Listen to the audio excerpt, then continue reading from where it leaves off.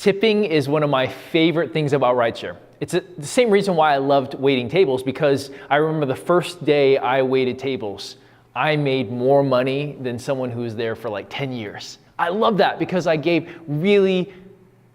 I gave really good service, and they probably pitied me because it was my first day. But that shows you the power of tipping, because tipping, you get rewarded by your service. Really, tipping is, hey, I like what you did. You did above and beyond. I want to honor you for that. I want to bless you because you did that. And so I love tipping. Now, it's really important to stress that tipping is going to look different for a lot of different people, because it really comes down to how good you are and a handful of other things. So really, let me help you understand what you can expect when it comes to tips, because everyone has that question. How much can I actually make? Well, it depends. Here are 4 factors that I thought of that really will dictate what kind of tips you can expect. First, service. I mean, I've already alluded to this.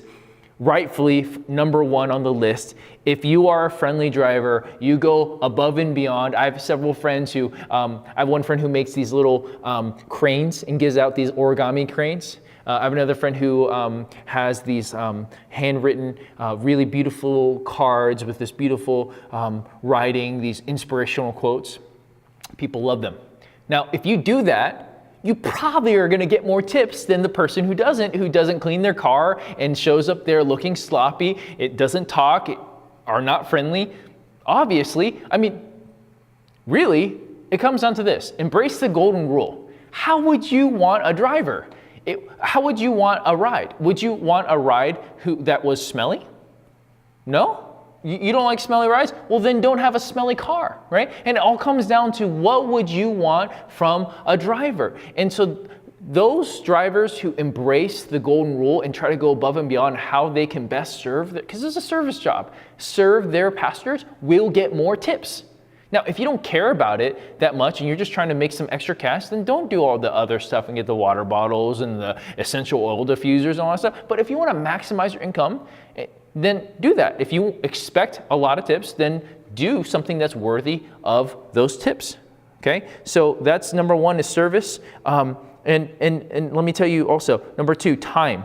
When you drive will dictate a lot of the kind of tips you'll get. Now, still, the best, most amazing drivers will still get good tips no matter what. But if you are driving every day during rush hour, and people who are using rideshare for just their day-to-day and they use it all the time, those people are typically not going to tip a lot, because this is part of their life. It's budgeted in, and so they're not going to just go, give you a 50% tip, because that's what every day they do that. If they do that every day, they're going to go bankrupt. All right. So typically, people, in my experience, people during the day don't give as many tips as people who are tipping for an event or a party or something like that, because people are going out, they know they're going to blow money. I mean, if you go to the bar, you're blowing tons of money. And so you plan on it. It's budgeted ahead of time, or at least you should have budgeted ahead of time.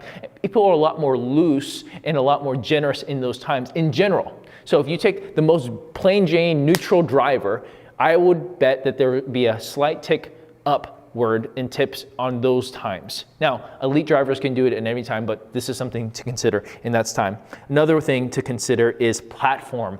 If you are driving only for Uber versus only for Lyft, you probably will see a little less tips in Uber than Lyft, just because for the longest time Uber didn't allow tipping in the app, and so it created a culture. And I think Travis Kalanick purposely did this. He wanted people to not think about tipping so that people would have more money to spend on more Ubers. And so that culture still stands. Now, that there are aberrations and certain people who still tip, but in general, Lyft passengers tip a little bit more. I mean, I've had several passengers say, I'll only do Lyft because I can tip. Now, obviously it's changed now, but they changed because they wanted to give that incentive. So platform is big. Finally, surge and prime time. If you are driving during times that are crazy surge, typically people will tip less. Because if I'm a passenger and I know that I just paid you 7 times what I would normally pay, so $7 a mile versus $1, I'm probably going to tip less. Now, you still can get tips if you're really good, but I found that typically people will tip less then. And so people who get a normal fare, and you can wow them, those are the times where I've gotten the biggest tips, and that's just personally. But in general, the logic makes sense. So really, how much can you expect? Again, it depends. How good are you? How serious are you taking this? When are you driving? Are you going above and beyond? And so for me, my goal is 25%. Now, if I'm doing 25% extra, which covers the commission that they take. If I'm driving at nighttime, it's harder to do that when it's surge, because I usually typically drive when there's most surge. When I do during the day, 25% is easy. And so that's just the bare minimum goal. That's me. I see a lot of drivers, they do 15%, maybe 20%. So you set your goal and then try to work in such a way that merits that goal. Final word before ending this long video. Are there any specific policies you need to know about tipping? Uber and Lyft have capped their tipping amounts on through the app. So I'm not going to give you the exact numbers because they change, but needless to say, someone can't tip you $1,000.